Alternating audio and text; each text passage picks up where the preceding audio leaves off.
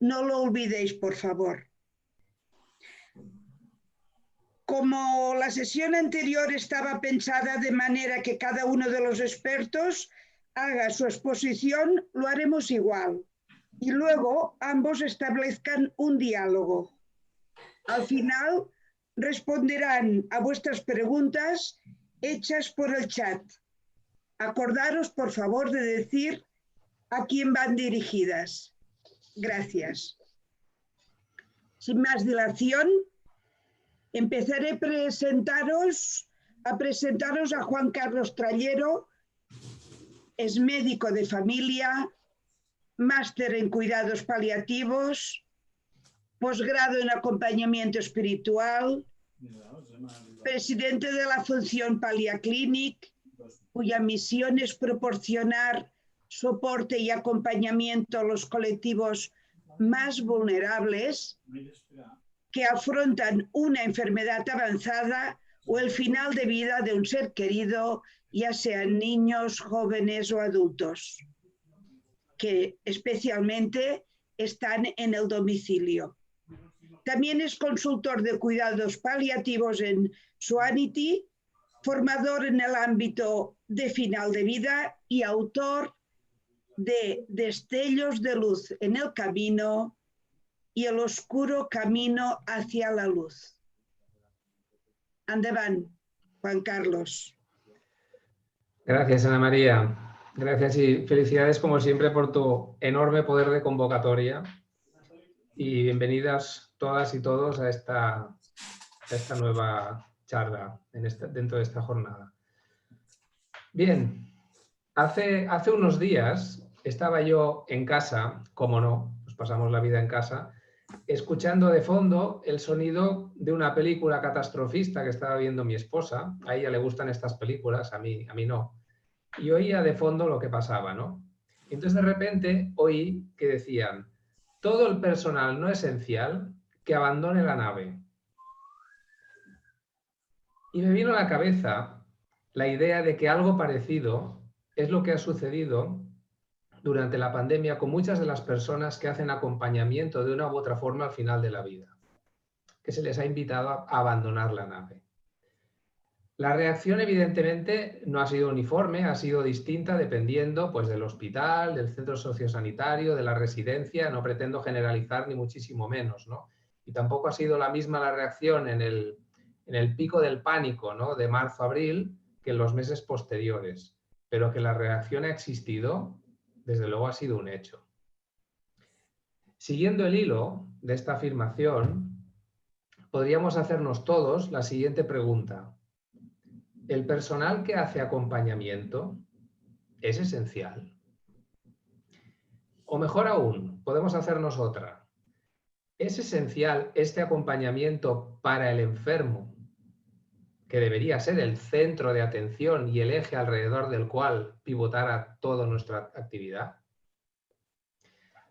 Claro, si contestamos desde la concepción básicamente biológica del ser humano, desde esa concepción lineal de la vida, en la cual más siempre es mejor que menos, y en la que a veces parece que el objetivo principal o casi único es que la gente no se muera, si contestamos desde ahí, pues claro, queda claro que las distintas formas de acompañamiento se consideran como no esenciales para cumplir ese objetivo de que la gente no se muera.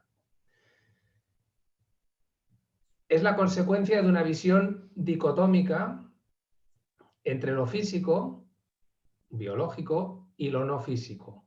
Pero una visión que además de dicotómica y totalmente pasada ya de vueltas, porque ya no debería ser esta la visión que hubiera, es una visión muy asimétrica, que considera que una parte, la física, es la esencial y que el resto es prescindible.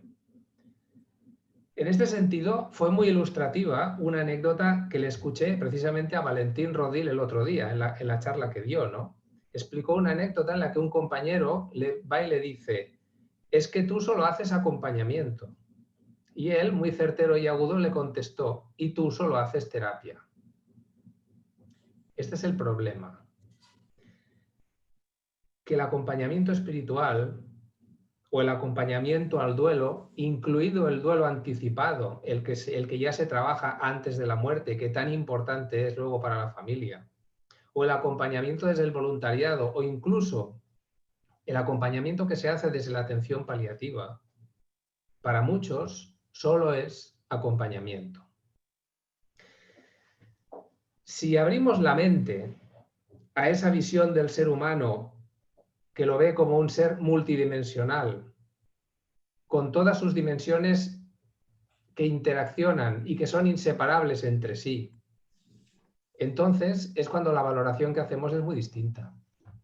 Es muy distinta cuando ponemos el foco en la necesidad de la persona, en lugar de suponer o dar por hecho dónde está su necesidad, es decir, cuando escuchamos y estamos atentos, entonces resulta que el acompañamiento se revela como algo absolutamente esencial para el enfermo y por tanto nunca debería ser invitado a abandonar la nave, incluso en tiempo de crisis como el de la pandemia. ¿Y por qué es esencial el acompañamiento? Pues, entre otras cosas, porque transforma la experiencia vital de la persona. Y no solo la de la persona enferma, sino también la de su entorno más íntimo. Y lo hace en esta fase tan trascendente como es el momento en el que la vida llega a su final.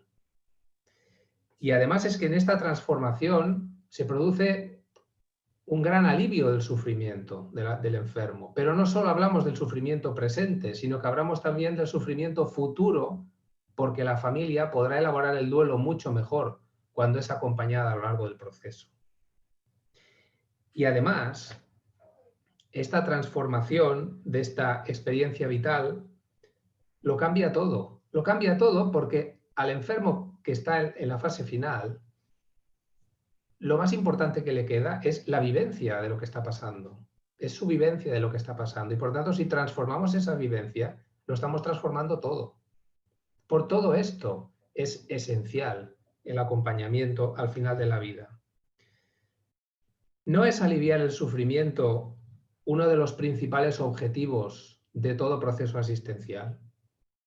Que no olvidemos, todo proceso asistencial es, por encima de todo, una relación de ayuda. Y una relación de ayuda no tiene nada que ver con un algoritmo científico por resolver.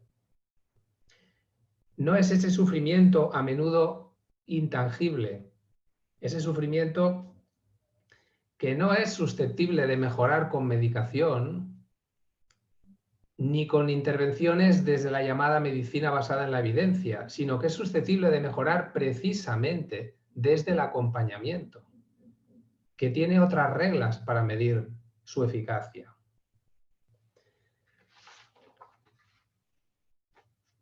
Por todo esto pienso que el sistema sanitario, el sistema en general, debería hacer una seria reflexión sobre cuáles son sus objetivos.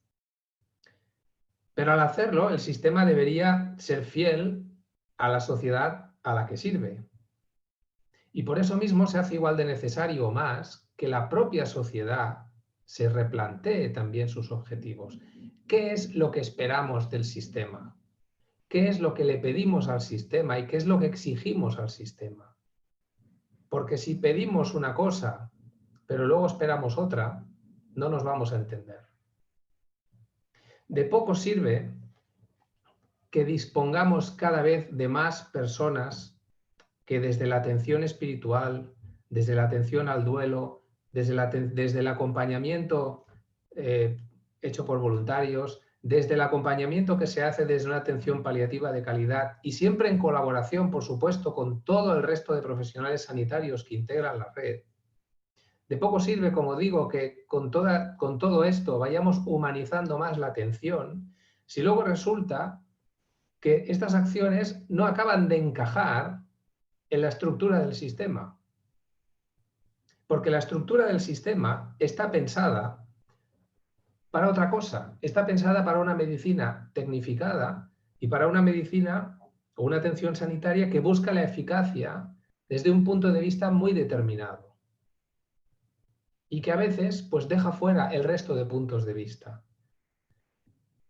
Claro, si no encajamos en el molde, si el acompañamiento no acaba de encajar en el molde, es muy difícil que la cosa funcione y que avance. Es como ir a hacer deporte con zapatos de claqué. Por muy buena intención que tengas, al final te los tienes que quitar porque es que te duelen, no puedes. Entonces, si queremos que todas estas acciones de acompañamiento, que cada vez van teniendo más presencia, realmente sean elementos transformadores de la atención, tal vez el molde haya que empezar a pensar en cambiarlo o en modificarlo un poco para que tenga acogida todas esas acciones, ¿no? Si queremos una atención sanitaria más humanizada, hay que construir un sistema que lo facilite. Y yo creo que el nuestro no lo facilita demasiado. Y esto creo que es una cosa que ha quedado muy en evidencia durante la crisis. En las crisis es cuando se tensa la cuerda y se ve cuál es la realidad. Y la realidad ha sido esta. Al menos en muchos sitios ha sido así, como he descrito. A pesar de que los profesionales sanitarios han hecho un esfuerzo brutal por compensar las carencias con todo el desgaste que les ha supuesto a nivel personal, ¿no? Y ya que hablamos de espiritualidad, pues quiero hacer otra par de puntualizaciones. Teniendo en cuenta que yo soy médico, a veces hay quien se pregunta qué hace un médico hablando de espiritualidad. Esto llama la atención, ¿no? Porque claro, hay quien piensa, ¿no son salud y espiritualidad parcelas distintas y no confluyentes? ¿No es la atención espiritual un asunto privado de la persona que nada tiene que ver con la atención de la salud? Claro, quien se pregunta esto lo hace desde la visión que he comentado al principio de la exposición, ¿no? Si respondemos desde esa visión del ser humano como ser multidimensional, ya tenemos la respuesta. Ya tenemos la respuesta. La cuestión es qué tipo de atención está facilitando o no el sistema. Mirad, la salud es percepción. Para saber cómo estoy de salud, no tengo que ir a hacerme un chequeo. Esto me parece también una bobada. Puedo saber cómo estoy biológicamente, pero yo puedo estar muy mal. La salud es percepción. ¿Y qué es la salud? La salud significa cuál es el equilibrio que yo consigo entre todas mis dimensiones. La física, por supuesto, pero también la emocional, la social y la espiritual. Y la espiritual. Ese es el equilibrio que me dice cómo estoy yo de salud, cómo me siento yo. Claro, ¿qué pasa al final de la vida? Pues cuando la dimensión física empieza a claudicar, y lo hace, es cuando para mantener ese equilibrio, las otras dimensiones tienen que cobrar mucha más importancia, mucho más peso específico. Es su momento, porque la física se está hundiendo. Por tanto, prescindir de eso es hacer justamente lo contrario de lo que necesita la persona para poder reequilibrarse y afrontar desde lo que entendemos por sanación lo que le viene encima. Por eso es tan y tan importante estar bien acompañado, siempre, pero más aún en la fase del final de vida. ¿Por qué? Porque esto cubre las necesidades de afecto, de calidez humana, que son justo la antítesis de la soledad, esa soledad que tanto hace sufrir y esa soledad que tanto nos ha escandalizado en las muertes por COVID. Y su antídoto es justamente el acompañamiento. Y también es fundamental tener la posibilidad de ser acompañado espiritualmente por quien esté preparado para hacerlo. ¿Por qué? Porque puede permitirle al enfermo darle la oportunidad de conectar con su dimensión más profunda. Si quiere, si puede y hasta donde desee. Pero por lo menos tener la oportunidad de hacerlo. Y para eso hace falta alguien que te acompañe en ese camino que no es fácil. Todos estos elementos, el acompañamiento en sus distintas formas, son los que van a contribuir a mejorar el estado emocional del enfermo. Pero es que es del estado emocional del que va a depender su bienestar o malestar. Y por tanto del que va a depender su control de sufrimiento. Entonces, no ha de ser esto un objetivo prioritario siempre, sean cuales sean las circunstancias. Y acabo esta primera exposición con una palabra que ya ha salido varias veces, que para mí es clave, que es la palabra equilibrio, ¿no? Ese equilibrio entre el atender y cuidar el cuerpo y atender y cuidar todo lo demás. Un equilibrio en el cual es necesario que las partes se reconozcan. Porque si hay una relación de dominancia de una parte hacia la otra, no puede haber equilibrio.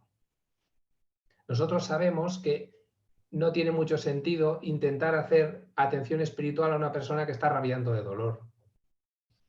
Pero también sabemos que es inútil querer atender el sufrimiento solo a base de medicación, porque hay muchas zonas que quedan en la oscuridad y no son atendidas. Es imprescindible ese entendimiento y ese equilibrio de fuerzas, ¿no? Por tanto, creo que uno de los aprendizajes positivos que podemos sacar de toda esta crisis es que ha puesto en evidencia, creo, esto de lo que he hablado, este desequilibrio existente a la hora de la verdad, y que hemos de aprender a repensar, insisto en la palabra, en un nuevo equilibrio, en un sistema que facilite ese equilibrio, no haciendo un esfuerzo, sino porque ya, digamos, de base, la estructura lo sostenga, lo permita y lo facilite, de manera que no vuelva a pasar pues lo de que la gente no esencial sea invitada a abandonar la nave. Esta será la manera de estar más cerca de las verdaderas necesidades de las personas que sufren, de las personas que están al final de su vida. Bien, y yo con esto, Ana María, Sara, termino y ya te cedo la palabra. Gracias, Juan Carlos. Decirte de entrada que una persona no puede hacer una convocatoria como esta, sino que es un grupo que está con nosotros trabajando ilusionadas y creyéndonos la importancia del acompañar. Y esto pienso que es importante. Y hoy lo podemos decir, es igual los que ahora mismo nos están siguiendo, pero hoy hemos llegado a 435 inscripciones. Esperemos que la red continúe y nos aguante. Has hablado, Juan Carlos, de acompañar. Has hablado de sistema, has hablado de sociedad. Has hablado de que el cuerpo duele, pero también duele el alma. Y ojalá todo lo que estamos viviendo, este repensar que tú dices, sea para ser conscientes de lo que vivimos. Y ser conscientes que la muerte forma parte de la vida y que tenemos que aprender a vivir. Y a vivir mientras podamos, lo mejor que podamos. Gracias. Vamos a presentar a Sara Pons, amiga también, responsable del Servicio de Atención Espiritual Laica de la Fundación Sanitaria Mollet, que comprende el hospital y el centro sociosanitario de Mollet. Es máster en Atención Paliativa Integral para personas con enfermedades avanzadas por la Universidad Autónoma de Barcelona y el Hospital de Sant Pau, y se introdujo en cuidados paliativos en el King's College London University. También es docente y formadora en acompañamiento emocional y espiritual en universidades, hospitales, asociaciones y fundaciones. Endavant, Sara.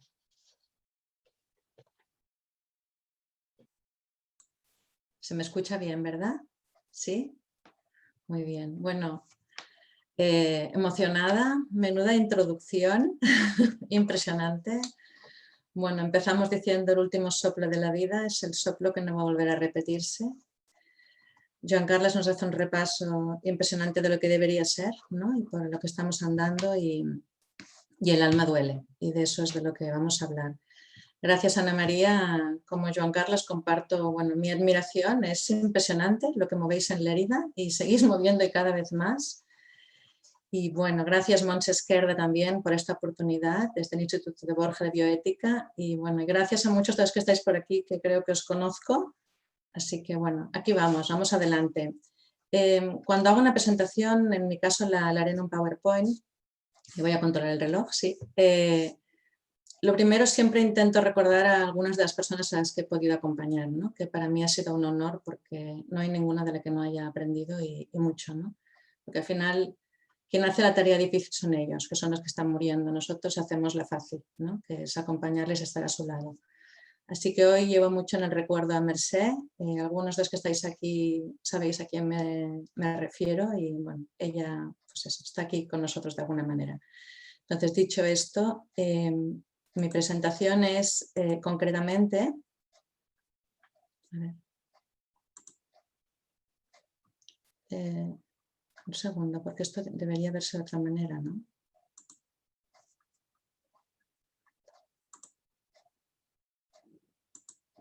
Es que tendría que compartir pantalla, ¿sí?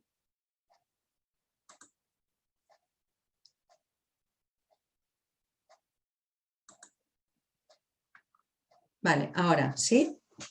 Vale, entonces, la presentación es sobre los mensajes del acompañamiento espiritual. Es decir, ¿qué podemos transmitir cuando estamos acompañando espiritualmente a una persona, en general, a una persona en una situación de contexto de COVID, enferma de COVID, y en concreto a un enfermo en situación de últimos días y últimas horas?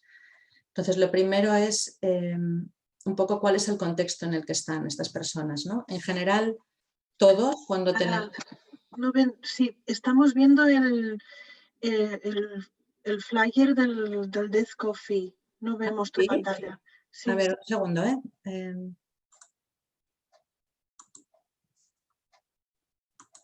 es que no entiendo por qué... Vuelvo a compartir a ver si hay suerte.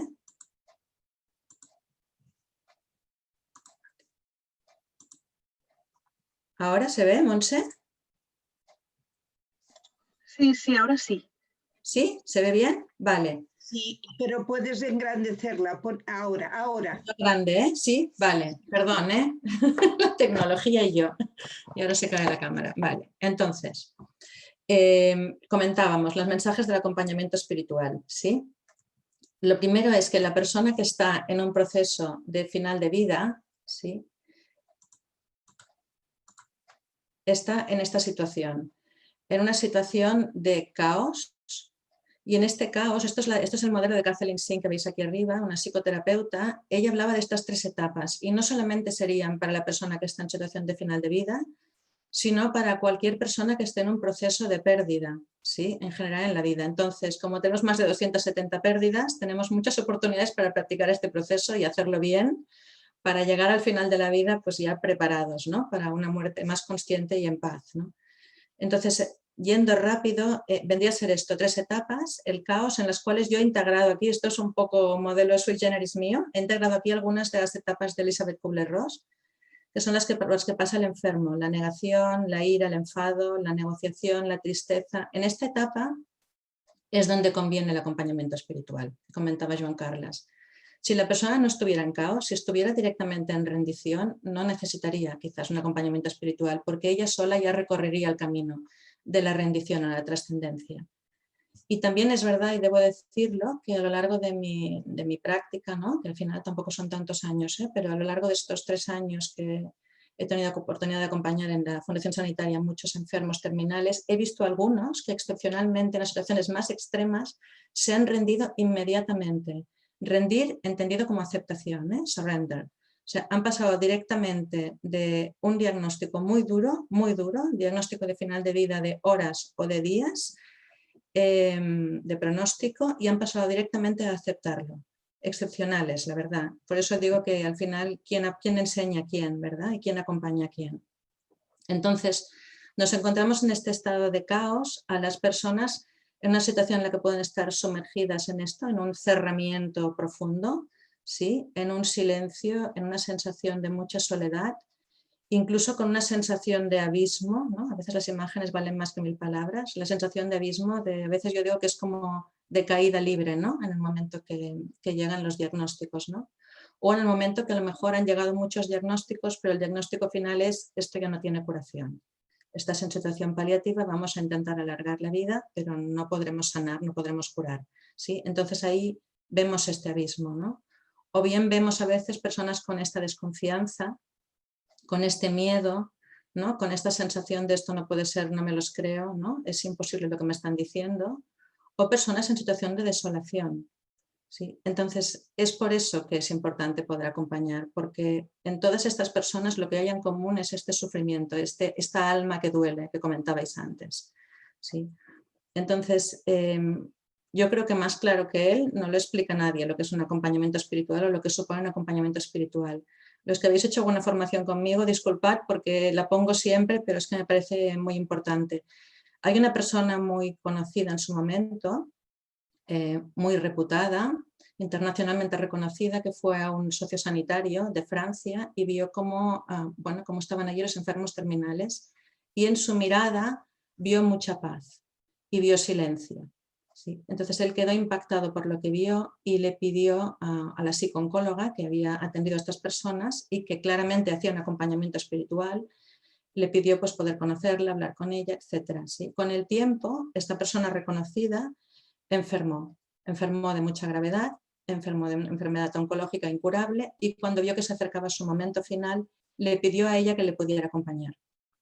Y en el libro que ella escribe, él le redactó el prólogo. Y las palabras que utilizó esta persona reconocida describen con toda claridad lo que para mí es un acompañamiento espiritual. Cuando le dice a ella, se nota que usted ayuda a los enfermos a encontrar su paz, a encontrar su paz con su presencia y no con discursos. Con usted, como mínimo, uno puede abandonarse. Y es esto, es el trabajo del acompañamiento espiritual, es el trabajo de desarrollar nuestra presencia para que sea una presencia de paz, donde el otro, a quien le duele el alma, a quien está en estas situaciones que hemos visto antes, pueda encontrar paz, pueda tener un lugar donde refugiarse. La persona que dijo esto, el famoso, sí, fue François Mitterrand, el expresidente de Francia. Y se lo dijo a Marie de Genexel, la psicooncóloga que le acompañó en el libro La muerte íntima. Sí. Entonces, hablábamos antes, ¿no? Joan Carlos comentaba, y me ha parecido muy relevante, el tema de qué pasa con las diferentes dimensiones de la persona. Cuando la dimensión física empieza a quebrar, lo que veis aquí, ¿no? Cuando la dimensión empieza a quebrar porque vamos perdiendo autonomía física, porque ya llega un momento que no podemos levantarnos de la cama, porque estamos con pañales, porque no podemos comer, ¿no? Porque no podemos hablar. A medida que vamos cayendo físicamente, esta dimensión, simultáneamente, poco a poco se va despertando la conciencia. Y esto lo podemos ver en los ojos de los enfermos terminales porque su mirada cambia. Su mirada es cada vez una mirada más inocente, más abierta, más silenciosa, y precisan de muchos momentos de silencio, ¿no? A veces pensamos que es porque no se encuentra bien, pero muchas veces es porque necesitan silencio. ¿Y por qué necesitan silencio? ¿Sí? ¿Por qué necesitan esto? Porque están ante esta situación que decía Víctor Frank, ¿no? El psiquiatra que estuvo en 4 campos de concentración. Él decía, ¿qué es trascender? Es enfrentarnos a un destino que no podemos cambiar. Y estamos siendo llamados a dar lo mejor de nosotros mismos, elevándonos por encima de nosotros y creciendo más allá. En una palabra, a través de la transformación propia. Por tanto, estas personas que vemos enfermas, que las podemos ver así, ¿no? Frágiles, débiles, ¿verdad? Que en momentos determinados incluso nos puede saber mal verlos en este estado. Este es el aspecto, yo lo que digo ahora es mi interpretación, es completamente subjetiva, está claro, ¿eh?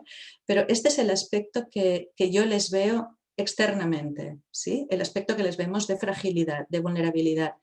Pero internamente están iniciando un viaje y están en este silencio, están en este proceso interno de reflexión de hacia dónde están yendo, porque se está acabando la vida de aquí. Por tanto, hacia dónde están yendo. Y ahí hacen también, ¿no? Este proceso que otro día, me acuerdo, una formación que estuve, Pau Miquel Diego comentó, ¿no? Me pareció muy interesante. Esta persona que vemos aquí arriba de la colina, imaginemos que fuera el enfermo, está mirando su vida entera, que son estas nubes. Y ahí está viendo, por ejemplo, como me he encontrado a veces con enfermos, está viendo a lo mejor una hija que tiene un problema con el marido. En un caso, me acuerdo, el paciente estaba preocupado porque la hija estaba siendo maltratada por el marido y él no quería morir sin haber hablado con la hija para protegerla, por ejemplo, ¿sí? O a lo mejor está mirando una situación económica por resolver, o unos hijos que no se hablan, o una mujer demasiado frágil y quién se va a encargar de ella si tiene Alzheimer y la cuidaba yo. Está haciendo una revisión y para hacer esa revisión la persona necesita silencio. Silencio y esta trascendencia a la que va llegando. Le está dando un sentido profundo a su última etapa. Entonces, en general hablamos, ¿no?, de cuáles son los mensajes del acompañamiento espiritual, no solo para la persona en final de vida, sino para cualquier persona que está en una situación de sufrimiento, ¿no? ¿Qué podemos transmitir? No solo con palabras, porque las palabras a veces pueden ser huecas, porque lo que realmente transmite es nuestra presencia. Entonces, ¿qué podemos transmitir? Podemos transmitir: no estás solo o sola, porque estoy contigo, y sentir de verdad que estamos ahí, sostener la mirada, aunque sea una mirada de sufrimiento, sostenerla y respirar dentro nuestro mientras la sostenemos, ¿sí? Para que sepa que estamos ahí de verdad. Estoy contigo y no tengo miedo. Y si tengo miedo, sigo contigo, porque la clave del acompañamiento espiritual es que no te voy a dejar, ¿sí? No hay dolor más grande que tener un sufrimiento profundo y encima soledad. Entonces, ese es nuestro compromiso, no dejar, ¿no? Y lo último es: haré todo lo que pueda para que no sufras. Y ese haré todo lo que pueda, si soy un voluntario, es: estaré pendiente, estaré atento, cuando esté aquí estaré centrado, me formaré, me prepararé, ¿sí? Si soy un médico es lo mismo, haré todo lo que pueda que esté en mi mano. Si soy una enfermera también. Y si soy un acompañamiento espiritual también. ¿Qué haré? Por ejemplo, me trabajaré a mí mismo, para que cuando yo entre en la habitación mi presencia sea lo que tú necesitas sentir en este momento. Por tanto, cada uno hará todo lo que pueda en su medida, ¿sí? Entonces, hasta aquí los mensajes del acompañamiento espiritual en general, ¿no? Veamos ahora cómo serían estos mensajes para los enfermos que están ahora mismo, por ejemplo, ingresados y aislados con COVID, ¿verdad? Y esto es una experiencia, lo que voy a comentar es con lo que nosotros hemos estado trabajando en la Fundación Sanitaria Mollet, con los mensajes que hemos estado transmitiendo a las familias. Les hemos pedido a las familias, y les pedimos, que transmitan: estamos juntos. Porque si algo le preocupa a un enfermo es no entender dónde está, desorientarse, no comprender que está solo y no saber qué está pasando con la familia, ¿sí? Entonces, un mensaje cuando les llaman por teléfono, cuando hacen videollamadas, cuando les pueden ir a ver, un mensaje de: estamos juntos, la familia estamos juntos, estamos unidos. Esto le da paz al enfermo, ¿sí? Estamos bien, es otra clave importantísima. Estamos bien, no te preocupes, no sufras por nosotros, nosotros estamos bien. ¿Sí? Porque los enfermos de COVID, bueno, todos sabemos, tienen dificultades respiratorias muy importantes y eso ya es suficientemente angustioso. Entonces, es importante no añadir más sufrimiento, al contrario, reducirles el sufrimiento emocional y espiritual con este tipo de frases: no sufras por nosotros.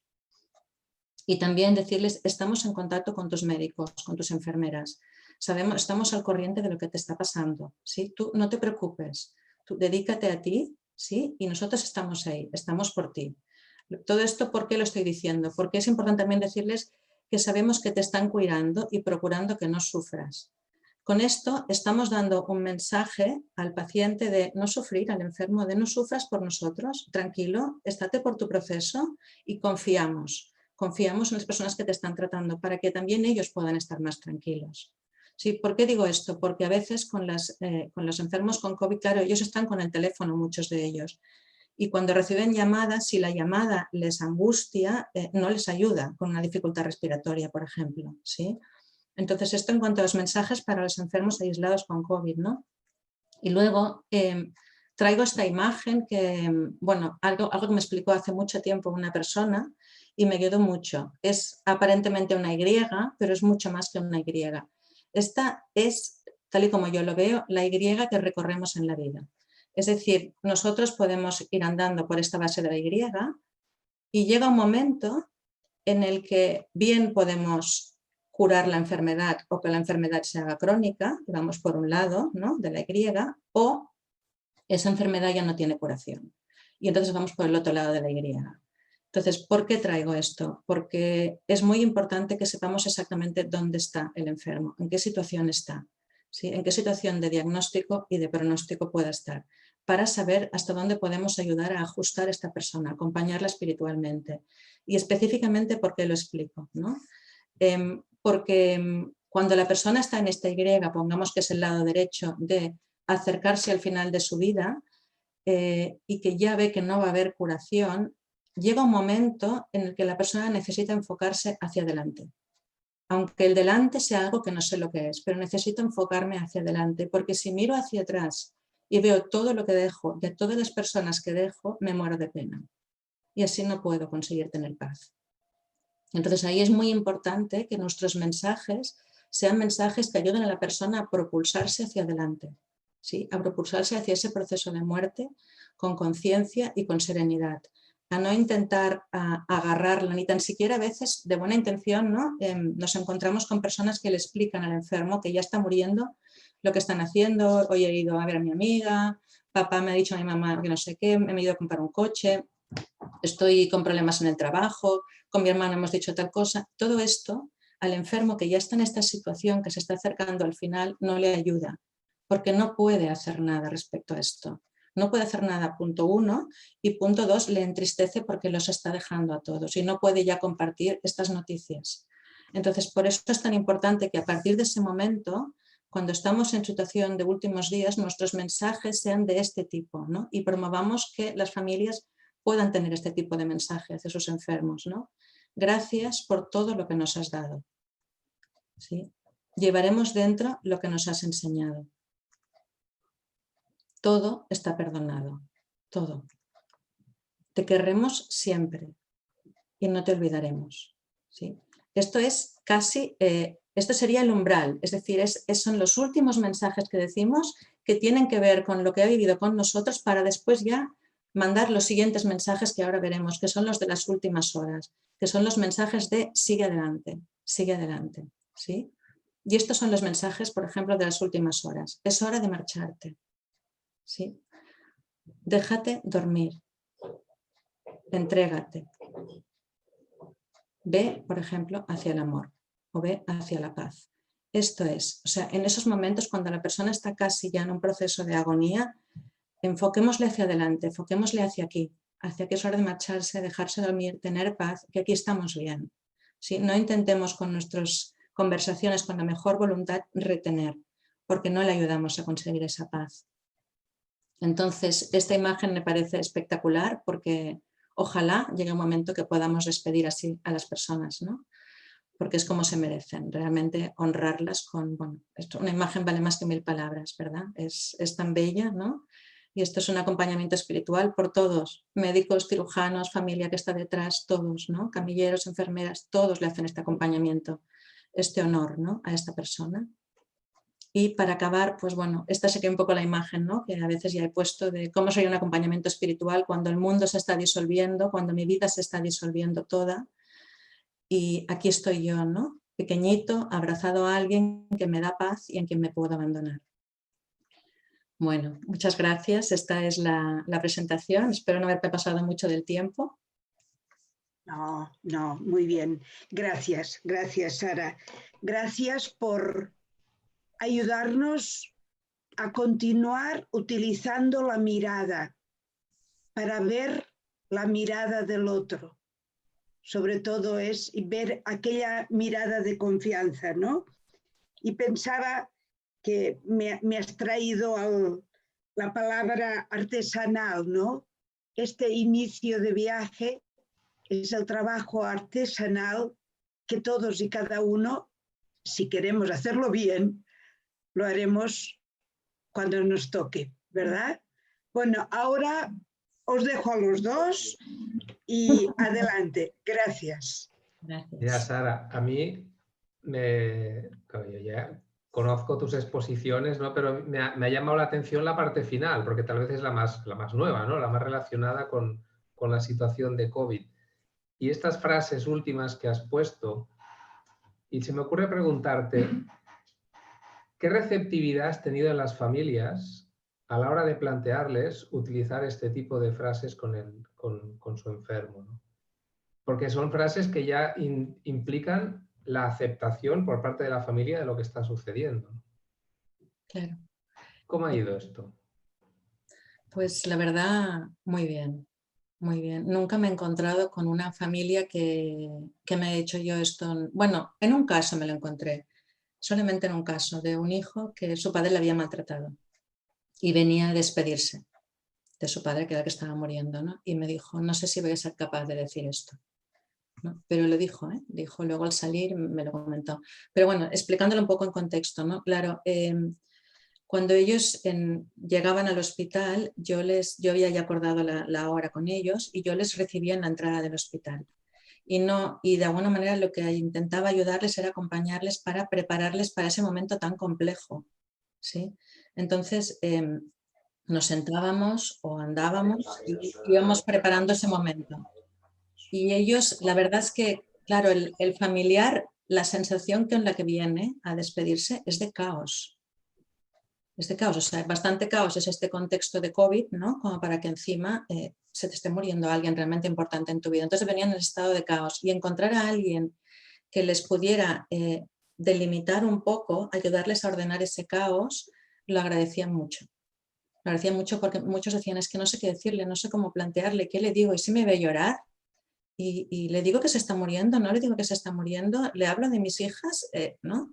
Entonces, tener allí unos mensajes claros les ayudaba a estructurarse en ese caos, a no perderse en su propio abismo.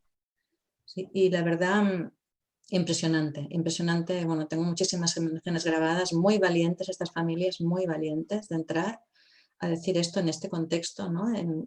Protegidas con los EPIs, con un tiempo, ¿no? Para evitar que se pudieran ellos también contagiar. Pero tengo la imagen grabada de ellos cruzando las puertas, ¿no? y entrando ahí, en esas habitaciones a decir eso, y al salir yo les esperaba y entonces muchas veces era cuando se rompían a llorar y me explicaban pues, lo que le habían podido decir, ¿no? Y en algunos casos, porque me decían, no se lo puedo decir con palabras, y yo les decía, pues con la mirada, despídete con la mirada, ¿no? Pero que tú te puedas quedar con la sensación de que te has despedido. Madre. Claro, yo siempre que te escucho, claro, ya habéis oído el tono de mi intervención, ha sido un tono, bueno, reivindicativo, ¿no? Si se lo queréis llamar así. Pero claro, yo te escucho a ti y pienso, claro, pero es que tú eres una isla en medio del océano, porque claro, la situación de tu hospital en el que tú trabajas es la situación de unos pocos hospitales. Pero eso que tú estás haciendo en muchos sitios no lo hace nadie. O la gente no tiene el espacio y las condiciones para poder hacerlo, ¿no? Tal vez habría las personas, pero no tienen el espacio. Tú desde tu observatorio, que puede ser tu hospital, ¿qué visión tienes a nivel global? O sea, ¿tienes inputs de otros sitios donde se está evolucionando? ¿Vamos a mejor? Yo creo que sí, pero ¿a qué velocidad vamos a mejor? ¿Cómo se vive esto desde una posición privilegiada como la tuya y la de tu hospital, que tiene una persona como tú allí puesta, ¿no? Bueno, lo primero es que tú y yo hacemos un super pack. Porque tú reivindicas y yo muestro cómo se puede hacer. Y así es un pack completo, ¿no? A ver, lo que me llega a mí es muchísimo interés, cada vez hay muchísimo interés de muchas personas para hacer acompañamiento espiritual, tanto profesionales sanitarios como profesionales no sanitarios, ¿no? Por tanto, es cuestión de tiempo. La sensación que tengo yo es de que si esto se está moviendo y está hirviendo, bueno, es cuestión de tiempo porque no va a parar. Entonces vamos a ir a más, ¿no? Pero vamos a necesitar tiempo, porque, bueno, has comentado una cosa antes que creo que es cierta, y es que, claro, los hospitales, tal y como están pensados y planteados para atender la caída, ¿no? De la dimensión física, que sería la enfermedad, ¿no? o la muerte. Y en algunos casos también, bueno, abrimos la mira a la parte social, ¿no? A través de las trabajadoras sociales. Lo siguiente es esto ya. Lo siguiente es abrir esta mira hacia el acompañamiento emocional y espiritual. Y de hecho, mira, tú me haces la pregunta y yo te comento también una cosa que has dicho que me ha gustado, ¿no? Cuando te dicen ¿qué hace un médico hablando de espiritualidad? ¿No? Y yo preguntaría, ¿y qué hace una antigua abogada hablando de espiritualidad? ¿No? Más rara soy yo que tú, ¿no? Por ejemplo, ¿no? O qué hace una enfermera hablando de espiritualidad, o qué hace un maestro hablando de espiritualidad, o un psicólogo. O sea, si la espiritualidad es una dimensión innata en todos nosotros, que lo es, ¿no?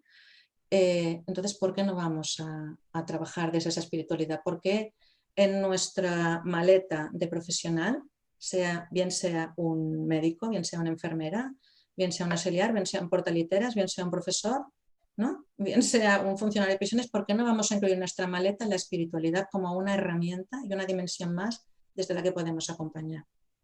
Sí, y creo que es el gran... Tengo la sensación que la gran puerta de apertura de todo este tema en los hospitales es que se pueda comprender esta dimensión de la espiritualidad como algo innato, ¿sí?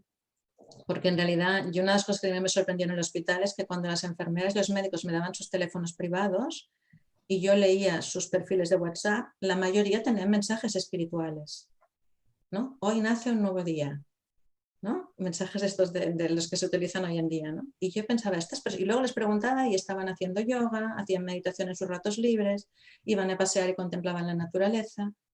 Entonces, ¿quién no tiene una dimensión espiritual, ¿no? Por tanto, si vamos desarrollando este concepto de una dimensión espiritual innata en todos nosotros, que todos podríamos trabajar también desde aquí, además desde las otras dimensiones, nos abriremos campo suavemente.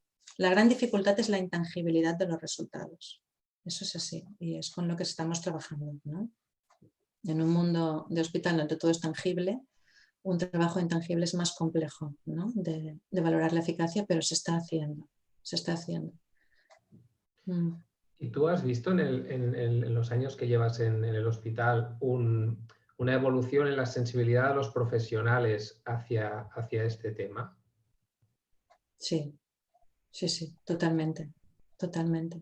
Sí, sí, porque, claro, como llevan tantos años funcionando así, que alguien llore forma parte de la normalidad. Y no es que alguien llore, es que hay muchos enfermos que lloran en los hospitales o no lloran, están en silencio completo, que no sé qué es peor a veces, ¿no? Entonces,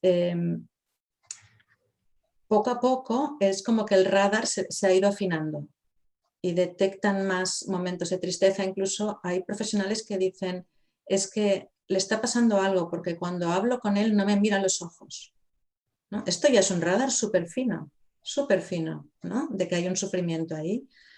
Entonces, eso está sucediendo, pero claro, a base de ir haciendo formaciones, ir haciendo intervenciones, ¿no? Y ellos van viendo. Y es más, quería comentar, ¿no? Que bajo mi perspectiva y con lo que estamos trabajando, y no solo yo, sino también comentaba el otro día a través de un congreso que se llama del consenso, que se ha hecho a nivel internacional, se está hablando de que esta dimensión espiritual la puedan llevar a cabo cualquier profesional asistencial. ¿Sí? Cualquier profesional asistencial. En casos, por ejemplo, no graves, cuando son casos agudos de sufrimiento, pues se derivaría a un profesional de la atención espiritual, ¿no? Claro. Pero, esto nos lleva para mí, a uno de los cambios estructurales que se tienen que producir. Es decir, y es el cambio de la formación. Si los profesionales se forman desde esta visión, preparados para este tipo de sistema que hemos dicho, que tiene una finalidad, ¿no? Pues claro, después todo es ir contracorriente, todo es un hándicap, porque se pierde una oportunidad. La capacidad, como tú dices, la tenemos todos. Todos la tenemos. El problema es que es una capacidad que está capada ya desde el primer instante. Y solo algunos profesionales, los que se encuentran con la situación, los que se interesan, los que tienen una experiencia, los que contactan con otros profesionales que les abren los ojos, se dan cuenta de que tienen esa capacidad para desarrollarla. Claro que lo ideal sería que todos tuvieran esta sensibilidad, esta mirada aguda, fina que tú dices, ¿no?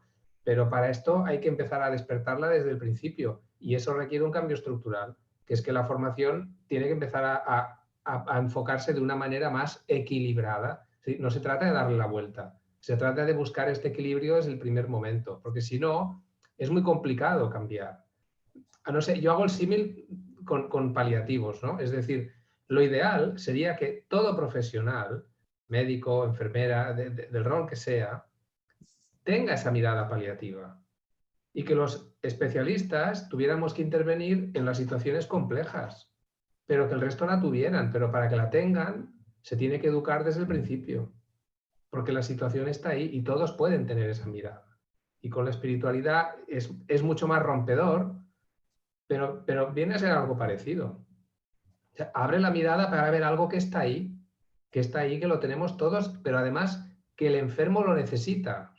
Es que esto no es accesorio, es que lo necesita. ¿Quieres ayudar al enfermo? Pues de lo que te has de convencer es de que para ayudar al enfermo también necesitas esta maleta que tú dices. También la necesitas. Y igual que llevas tus inyectables y llevas tu estetoscopio, pues vas a tener que llevar un pack de formación básica espiritual, porque si no te lo crees, no vas a poder ayudar al enfermo. Esta es un poco la pequeña o gran revolución que se podría producir. Claro, eso lo cambiaría todo. Sí. Y bueno, yo especificaría algo, estoy totalmente de acuerdo, Joan Carles, y especificaría algo más con respecto a esto de la formación, ¿no? Que una formación estructurada y profunda. O sea, la espiritualidad no puede ser una formación te enseño gráficos, cuestionarios y estudios científicos. Esto puede ser una parte, pero cuando estamos delante de un enfermo, esto no es una herramienta.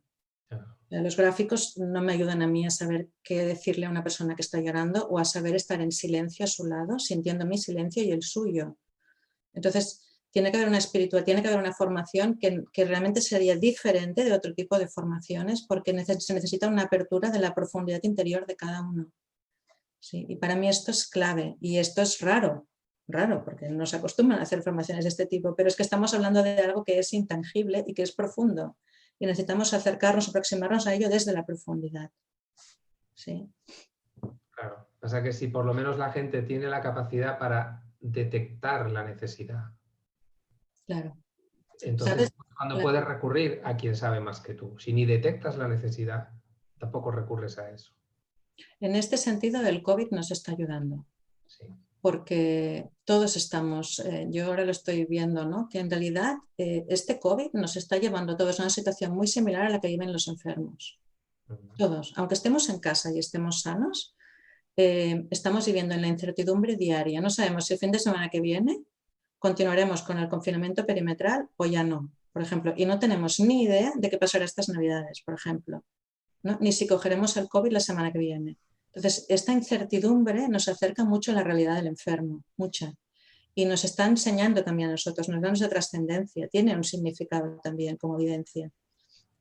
¿Y por qué digo esto? Porque para abrir el radar es importante haber sentido algo de lo que está al otro lado. Entonces, si actualmente los profesionales sanitarios, ¿no? Tristemente, porque es duro, muchos de ellos han caído enfermos, bueno, ya lo sabéis, ¿no? Y algunos incluso han llegado a fallecer en diferentes lugares. Entonces, esto ha acercado la muerte y la enfermedad a un punto muy íntimo para todos, pero para el profesional mucho, porque ya no es una persona a la que acompaño que está en la habitación tumbada. No, es que mañana puedo ser yo la que esté tumbada y mis compañeras me estén atendiendo. ¿Sí? Entonces, cuando uno vive algo así, el radar ya empieza a crecer. O sea, se empieza cada vez a ver más lo que es el sufrimiento. ¿Sí?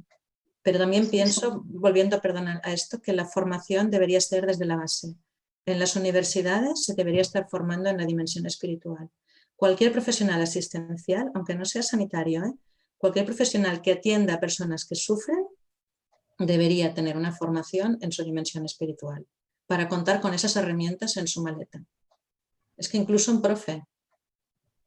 profesor debería contar con eso, porque hay niños allí que se les mueren sus padres o sus hermanos y tampoco saben qué decirles, ¿no? Pues lo mismo yo creo que desde medicina, desde enfermería, desde psicología, desde la base deberían crecer ya con esa dimensión espiritual, practicándola durante toda la carrera, para salir de allí con las herramientas integradas, porque es que en la dimensión espiritual, cuando estamos delante de la persona, no podemos decirle un momento que voy a mirar qué estudios e investigaciones hay sobre lo que le pasa para volver y explicarle qué posibilidades tenemos. No, esto no existe. Lo que hay es ese encuentro entre esa persona y yo, y esas herramientas o las tengo integradas para acompañar o no las podré buscar en ningún ordenador. No sé si lo compartes conmigo, ¿eh? Yo soy un poco vehemente, ¿eh?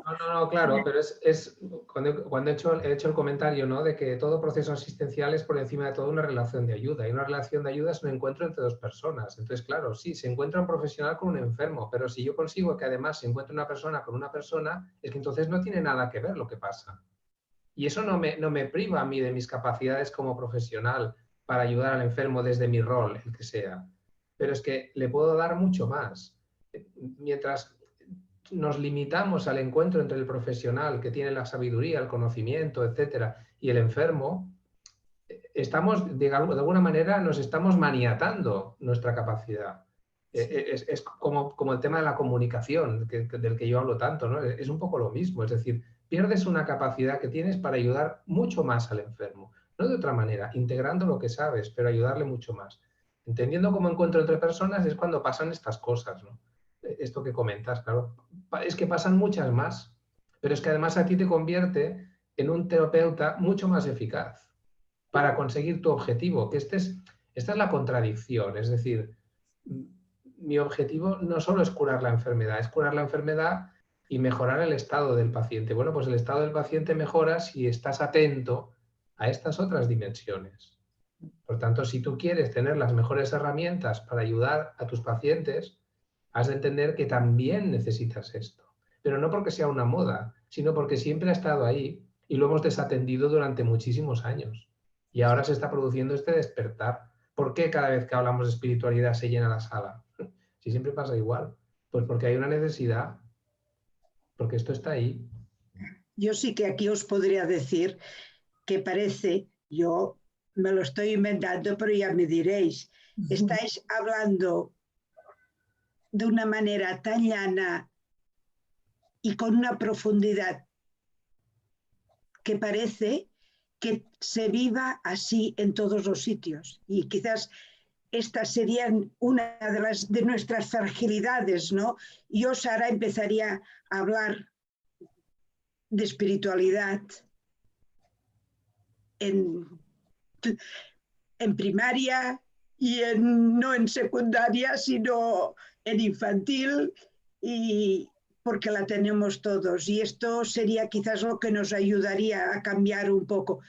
A ver, sitios como este ya nos ayudan a decir que la muerte existe y que es importante hacerle frente, ¿verdad?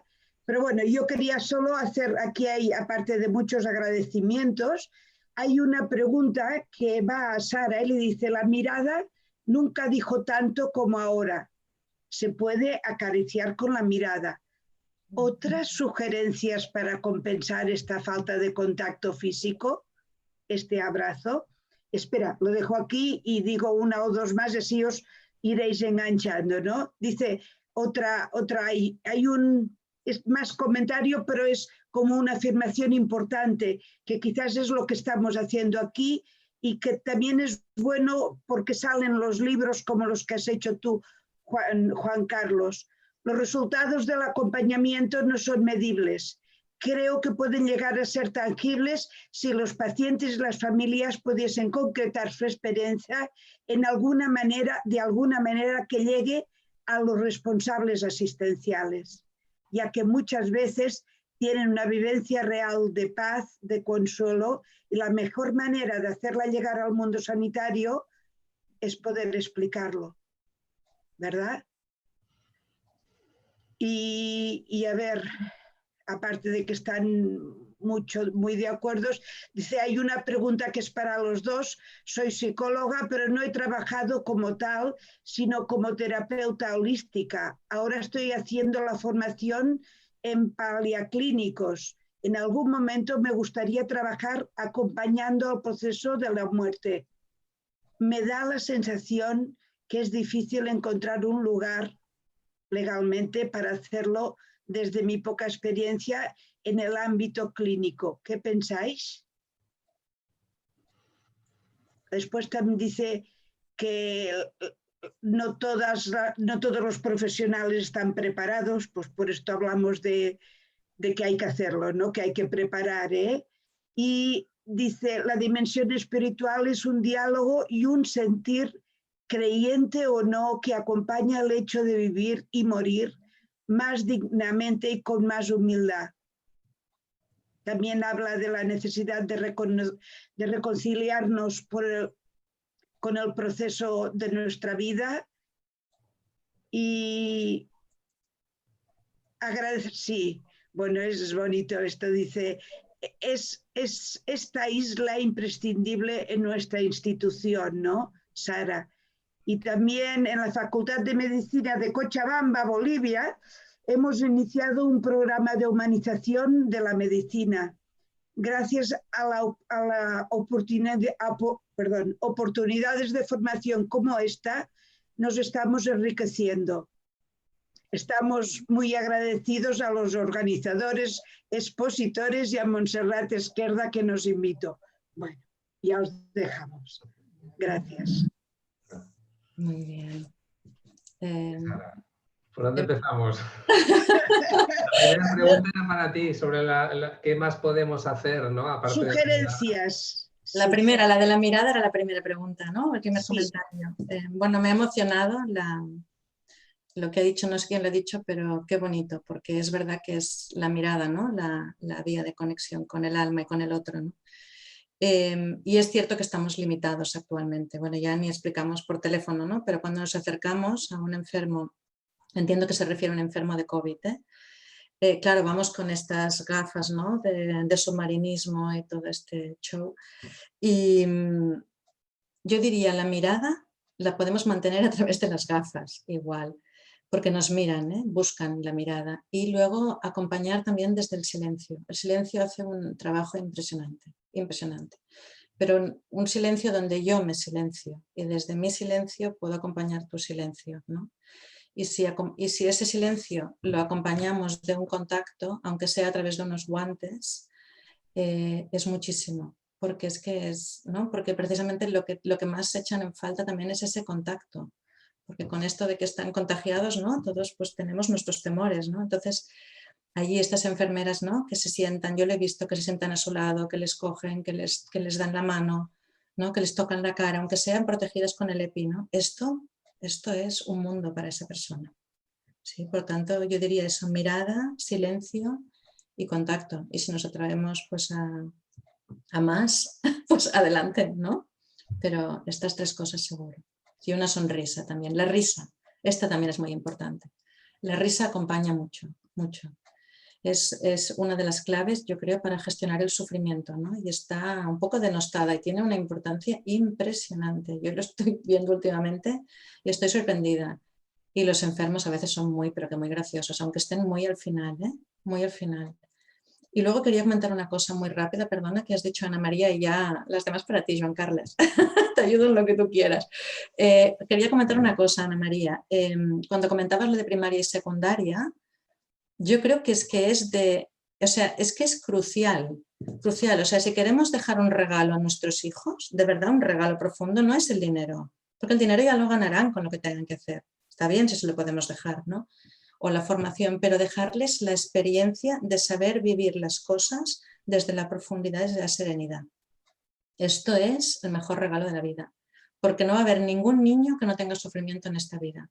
Entonces, si le podemos dar ese regalo, es increíble, increíble, ¿no? Que vean sus padres, que vean su madre, que vean sus profesores, en las situaciones de pérdidas que hay en el colegio, cómo se gestiona eso desde la serenidad, cómo se sacan las emociones, cómo encuentro un espacio de paz dentro de mí, ¿no? Y cómo desde esa paz siento amor hacia los demás y quiero ayudar a los demás y a dejar un mundo mejor. Esto sería un regalo, bueno, maravilloso. Así que estoy contigo 100%. Sí. Y nosotros nos lo creemos al 100% y estamos entrando en las escuelas y trabajando con los maestros, que es fantástico, de verdad. Claro. Gracias. Hola. Joan Carles. Bueno, Sí. siguiendo con algunos de los comentarios que han ido haciendo, que Ana María nos has apuntado, aunque no sea en orden. A ver, es un hecho que cada vez hay más personas que quieren estar ahí haciendo acompañamiento de alguna manera y que muchas de ellas quieren estar en final de vida, que parece la situación más complicada, ¿no? A ver, nosotros tenemos un termómetro de esto en la fundación, es decir, cada vez no para de llegarnos gente pidiendo la formación para poder hacer acompañamiento en final de vida. Esto hace 20 años era bastante impensable. Personas que sé que, por ejemplo, pagarían por hacer lo que estás haciendo tú, Sara. Y no acaban de encontrar su sitio. Hay quien lo encuentra, pero es que tampoco hay muchos disponibles. O sea, hay esa inquietud por hacer algo distinto. Y personas que se plantean y se han planteado o ya lo han hecho, dejar una carrera profesional determinada, como hiciste tú, y coger un camino muy distinto. Es que esto no es un fenómeno aislado, es un fenómeno cada vez más frecuente. Y bueno, también indica que algo se está moviendo, algo se está cociendo, ¿no? Pero bueno, luego hay que ver cómo se le da el espacio a esta gente dentro de este sistema que, como decía, está pensado para otra cosa. Sobre el tema de la humanización, aprovechando el comentario que hacían de Bolivia, ¿no? Quiero que quede muy claro, es decir, cuando hablamos de humanizar la salud, no nos estamos refiriendo, por lo menos yo no me refiero, a que es que los que lo están haciendo no lo hagan humanamente. Nos estamos refiriendo a que es una estructura que por sí sola, por ella misma, no favorece esta humanización, porque no favorece estas situaciones de acompañamiento, de presencia, de atención emocional, etcétera, y por tanto la deshumaniza por esto, no porque los profesionales no sean humanos, sino que ellos mismos se ven abocados a una manera de hacer que es la que le quita esa calidez humana a la relación, ¿no? ¿Por qué? Porque se priorizan otras cosas. En ese sentido es cuando hay que cambiar la estructura o modificarla para que pueda haber esa humanización que en realidad siempre ha estado, pero que de alguna manera ha sido arrinconada pues, por la ciencia, por las pruebas, por la eficacia, por la evidencia y todas estas cosas, ¿no? Después había otro comentario que decía, ¿cómo podemos hacer ver a todos estos profesionales que solo se centran en la parte biológica, que existe algo más? Bueno, eso es complicado, ¿eh? Porque es abrir los ojos. Es que es abrir los ojos. Yo lo comparo a cuando tú coges una naranja o una esfera y tú ves la parte que tienes delante tuyo, pero no ves lo que hay en el otro lado. Y creo que los que tienen esta visión y se empecinan en no salir de esta visión están solo viendo la parte que tienen iluminada, pero no ven lo que está detrás. Pero está. Lo que han de hacer es girarla o poner luz en el otro lado o alguien lo haga, ¿no? No es fácil, porque a veces también es una defensa. En el momento en que abres la dimensión, todo se complica más. La atención es más compleja, por supuesto. Ceñirte a un esquema biológico es mucho más fácil que abrirte a lo emocional, a lo social, a lo familiar, a lo espiritual. Hombre, esto lo complica mucho más, seamos realistas, no estamos aquí explicando cuentos de hadas. Pero por otro lado, lo hace mucho más bonito, lo hace mucho más interesante y sobre todo lo hace mucho más eficaz para ayudar al enfermo y a las familias. Y si me permites, yo añadiría otra cosa, que es, por mi experiencia, trabajando dentro de equipos asistenciales, ayuda a los profesionales, porque ellos también sufren con sus pacientes. Sobre todo cuando estamos hablando de servicios que ven a los pacientes durante años, ¿no? Por ejemplo, servicios de diálisis, servicios donde están observando todo el tema de la insulina, ¿no? Este tipo de medicinas crónicas de tanto tiempo, de enfermedades crónicas de tanto tiempo, cuando estos pacientes empeoran, lo pasan muy mal, los profesionales, muy mal, porque les gustaría poder encontrar una solución y se les han acabado. Entonces ahí el que pueda haber un acompañamiento espiritual al paciente, pero también al profesional, le ayuda, porque a veces ellos mismos no saben ni cómo vamos a plantearle al enfermo que ya no tenemos nada más para él. Entonces ahí poder ayudarle a cómo poder plantearlo, cómo es este enfermo, cómo se lo podrías decir, de qué manera se lo puedes decir, qué le preocupa al enfermo, de lo que deja atrás si se muere, ¿no? Darle esta información y preparar esa conversación para que cuando llegue el médico pueda decir hasta aquí hemos llegado, eso para el profesional es un alivio, ¿eh? Es respirar, ¿sí? Y aparte de atender el sufrimiento que tienen ellos por ver también pues, que se les mueren, claro, enfermos queridos, ¿no? Sí. Claro, es que, a ver, por ejemplo, durante toda esta crisis, que se ha hablado mucho, ¿no? del burnout de los sanitarios, pero el burnout de los sanitarios no solo es porque hayan trabajado mucho, con intensidad, por la sobrecarga que supone ponerse y quitarse los EPIs, por la tensión de si se contagian o porque se les muere gente. Es que también es por cómo gestionar todo esto. Cómo gestionar de repente estar delante de tanto sufrimiento y es que me faltan herramientas para gestionar esto yo. Bueno, yo entiendo que esto es lo que les ha pasado a muchos, ¿no? Entonces, claro, o te blindas, como diciendo, te pones la coraza porque he de sobrevivir, pero en algún momento esto lo vas a tener que abordar. No sé si en vuestro hospital habéis hecho algo en este sentido de apoyo a los profesionales. Sí, hemos creado un proyecto, se llama Support COVID con salud mental y yo también he intervenido para dar apoyo a los profesionales, bien sea de forma individual o de forma grupal, ¿no? Y porque, por ejemplo, ¿no?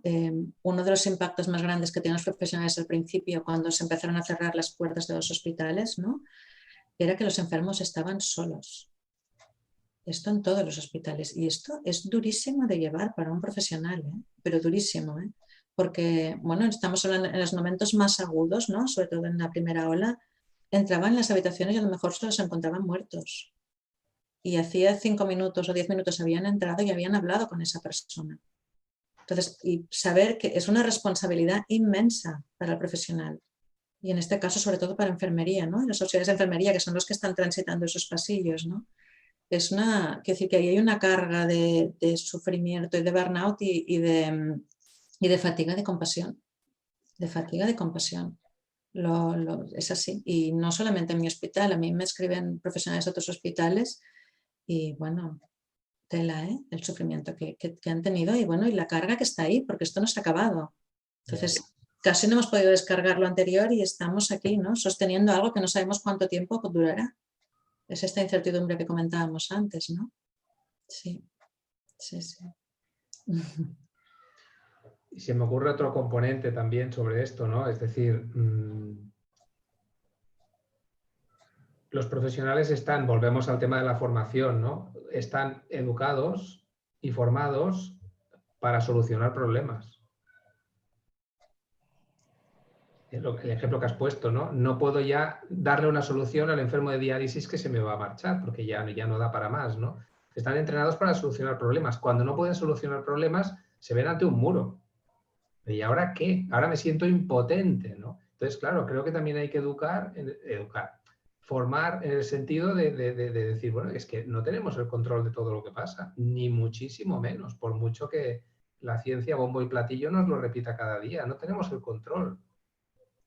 Ese enfermo que hace 5 minutos has hablado con él y vuelves a entrar y se ha muerto, es que tú no tienes el control sobre lo que pasa ahí dentro. No puedes cargar con esa responsabilidad, con esa culpa, entre comillas. Y esto a los sanitarios nos cuesta mucho, nos cuesta enormemente desprendernos de esto. Cuando algo sale mal, es que he hecho mal, ¿no? Que has hecho mal, no. Es que esto nos pasa por encima, nos está pasando por encima. No se trata de que nadie haga nada mal, ¿no? Pero gestionar esto es algo a lo que estamos poco acostumbrados. Sí, es que lo que está pasando es la vida. La muerte es la vida. Lo que está pasando no es más que la vida. La única diferencia entre la persona que está tumbada y yo es el tiempo. Dame un tiempo y seré yo el que estará allí. Y dame un tiempo más y seré yo el que me estaré muriendo. No hay más. Y ese tiempo puede ser 5 minutos, puede ser salir de casa. ¿No? No lo sabemos. Y esto que comentabas, ¿no? Que es verdad, porque es esto lo que llaman el encarnizamiento terapéutico, ¿no? La sensación de fracaso terapéutico, de no haber podido hacer más. Claro, es que esto se tendría que poder trabajar desde la base, desde el primer año de medicina, desde el primer año de enfermería, porque, o sea, es una cosa que, bueno, esto sí que soy un poco vehemente, ¿eh? La verdad, porque a mí me impacta mucho, mucho que siendo el caso que no hay ningún hospital en el que no muera una persona cada día, pongamos una, ¿eh? Siendo el caso, ¿cómo puede ser que no estén formados para ver morir a sus enfermos? ¿Cómo puede ser que la institución, el establishment, ¿no? la estructura formativa, no les prepare para algo que es una realidad diaria en todos los hospitales? Y lo mismo con el tema de las malas noticias, ¿no? O sea, el sector de medicina, bueno, al que tú perteneces, yo lo escucho y me lo comentan y me lo han dicho compañeros míos. De nosotros nadie nos ha enseñado a dar malas noticias. Vamos practicando prueba y error, vemos lo que sale bien, lo que no sale bien y según estas habilidades comunicativas vamos haciendo. ¿Cómo? ¿Cómo? O sea, una persona que acaba la carrera, ¿no? Que acaba el MIR, está atendiendo a enfermos muy joven sin esa herramienta, sin saber cómo se da una mala noticia, sin saber cómo se atiende el sufrimiento que tú causas a una persona con tus palabras, sin saber cómo gestionar el que se te queda a ti después de haberlo dicho. Esto es como mandar a alguien a la guerra sin fusil, primera línea y sin fusil. Mira, ves allí y haz algo. ¿No? O sea, es que no hay ningún médico que no dé malas noticias cada día. Es que no hay. ¿Cómo puede ser a nivel de hospitales, de agudos? ¿Cómo puede ser que no tengamos esa herramienta? Yo abogo de esto y lo digo mirando la perspectiva del sufrimiento del enfermo, pero también el del profesional, porque a mí me preocupa mucho. Porque si el profesional sufre, se cierra. Y si se cierra, se distancia. Ese es el problema. Nadie les ha enseñado a saber cómo gestionar el sufrimiento que les causa el tener que dar esas noticias, porque no les gusta darlas. Pero como no saben qué hacer con eso que se crea allí, cierran. Y entonces es cuando decimos, es que no conecta, es que es un médico frío, una doctora fría, ¿no? ¿Fría por qué? En su casa no es fría. Con sus amistades, con sus padres no es fría. ¿No? Es que no tiene las herramientas y ha creado una coraza. Y con esa coraza, pues desde ahí no se puede hacer acompañamiento espiritual, claramente. Pero ¿quién? O sea, es el huevo, ¿no? Y la gallina. ¿Por dónde empezamos? Yo empezaría por la base, por la formación desde el año 1. ¿no? Sí, sí. Pero estas son las cosas que deshumanizan la atención, pero la deshumanizan porque los profesionales no tienen las herramientas que han de tener. Volvemos al sistema y a la estructura que se enfoca en la dirección inadecuada, por lo menos incompleta, ¿no? Claro, Sí. mi experiencia iniciática en este sentido fue un desastre, porque claro, la primera vez que te encuentras en una situación así y te das cuenta de decir, pero si a mí no me han explicado ni medio minuto, ¿yo qué hago con esto ahora?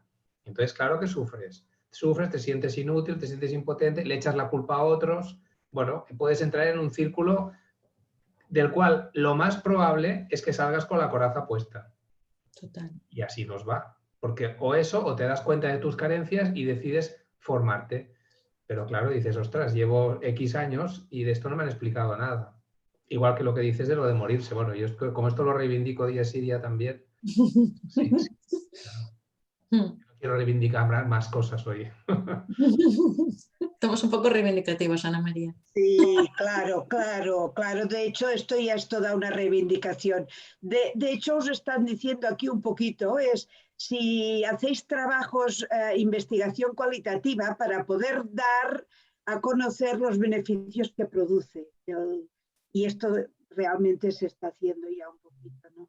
Yo voy a hacer la pregunta del millón y mira, ya sé que me vais a reñir, pero tú es igual el uno que el otro. Pero fíjate, Sara lo decía más explícitamente, estas frases para despedir, pero detrás de las frases que decimos cuando acompañamos, especialmente al final de la vida, ¿quién sostiene y cómo hacéis para poder sostener? Porque entiendo que hace ilusión de conocer y acompañar a la gente que muere y cada vez más, pero ¿todos estamos preparados? ¿O cómo podernos preparar? Os enredo, pero un poquito sí que porque no solo una palabra dulce y cariñosa y afectiva estando allí al lado puede ayudar.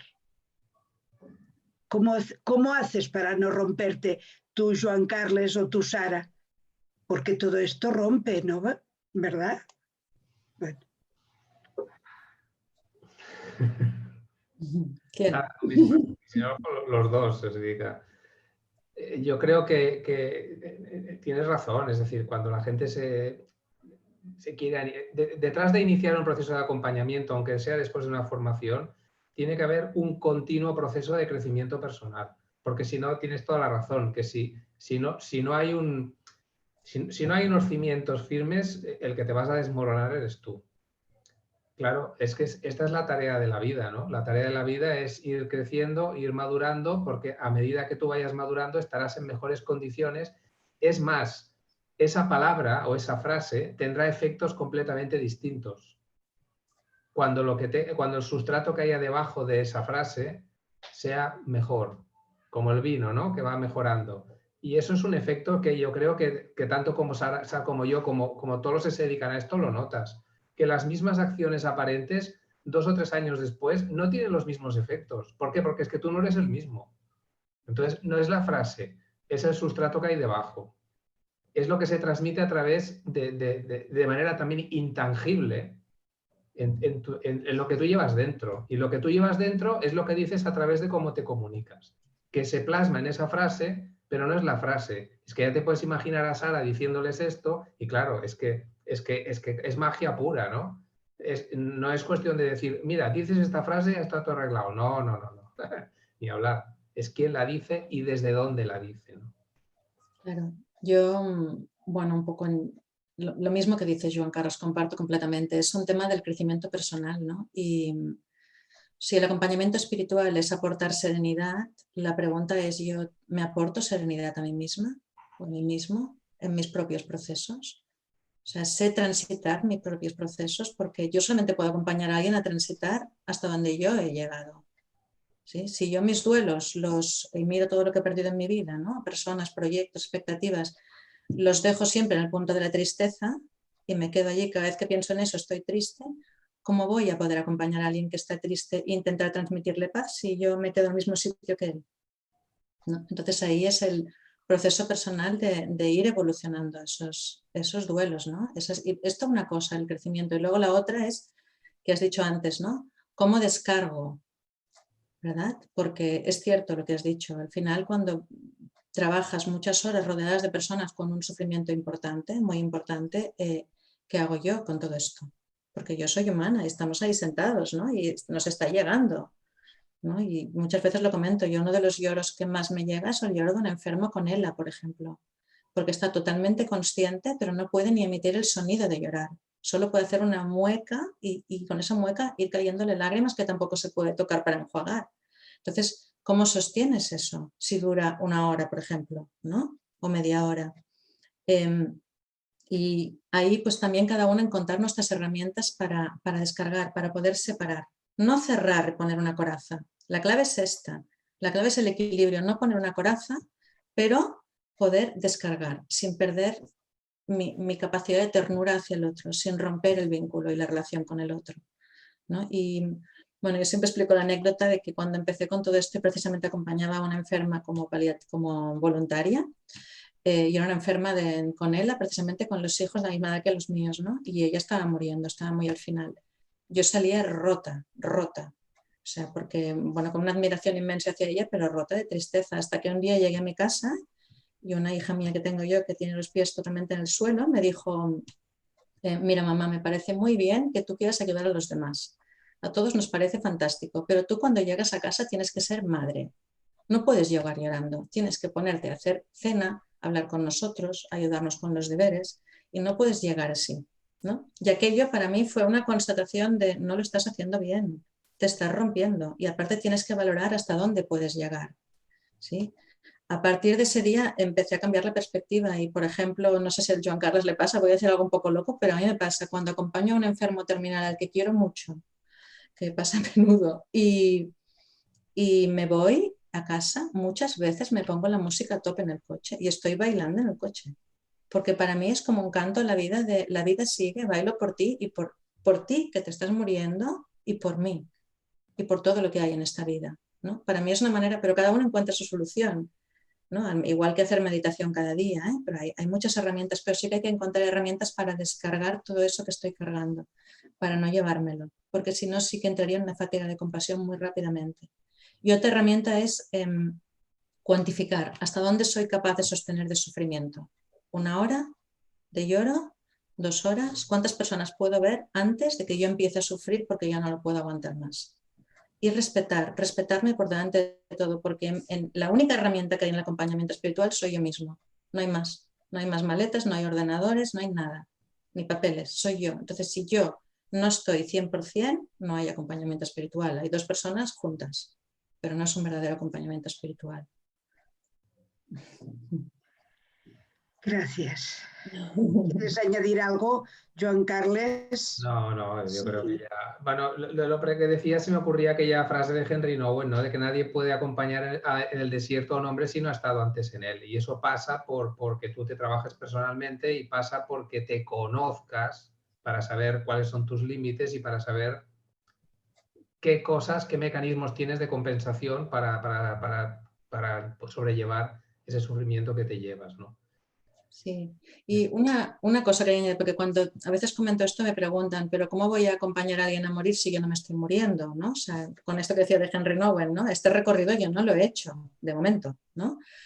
Pero sí puedes haber hecho un recorrido por la tristeza o por la rabia de cosas que te han pasado, ¿no? Ese recorrido sí, y al final la persona que muere es verdad, está llorando porque está muriendo, pero está llorando y yo sé lo que son las lágrimas porque lo he vivido, ¿no? Y sé lo que es a lo mejor estar llorando y ni darme cuenta que estoy llorando. Si nosotros hemos vivido todo eso, cuando a alguien le pasa eso delante nuestro, bien sea porque se está muriendo o porque se ha separado, nosotros ese sufrimiento lo conocemos esa tristeza. Y ahí sí podemos acompañar. Sí he podido sostener la mía, claro. Me recuerdan que alguien no hace mucho tiempo estuvo haciendo la tesis doctoral sobre cómo los estudiantes de medicina de la Universidad de Lleida afrontaban la muerte y el morir. Quizás sería bueno hacer una releída sobre esto, porque no creo que la Universidad de Lleida sea diferente de las otras universidades, que realmente depende quizás muchas veces del profesor que está delante tuyo y que con él trabajas, pero que realmente las universidades adolecen de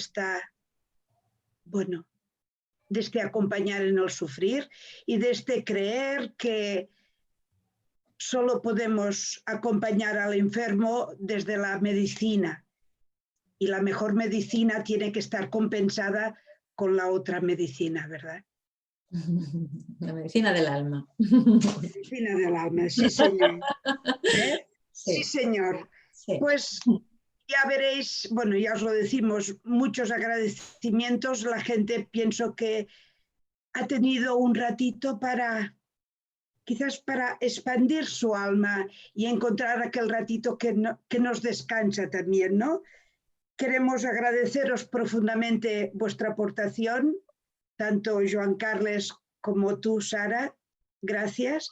Y os queremos decir que el próximo jueves hablaremos del duelo en la infancia y en la adolescencia, con un elenco no menor ni superior, igual al de todos los que hemos tenido, con Consuelo Santamaría y con Montserrat Esquerda.